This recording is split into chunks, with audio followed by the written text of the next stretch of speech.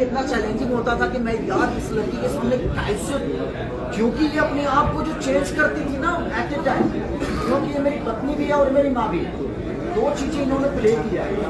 और एक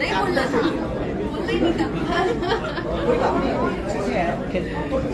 एक महिला ने ये दोनों प्ले करना, और ये बाप रे, सामने कोई भी हो, एज ए गुड एक्टर मैंने बहुत सारे एक्टरों के साथ काम किया, द बेस्ट एक्टर, और इनका बॉडी लैंग्वेज और सेट पे जो माहौल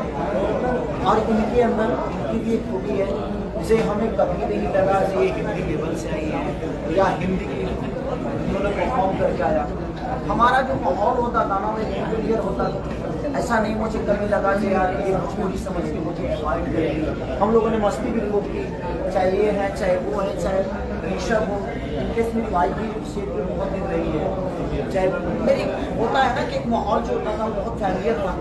और इसीलिए शायद हम एक दूसरे को सपोर्ट करके एक बेहतर सिनेमा कर पाए, नहीं तो शायद हम नहीं कर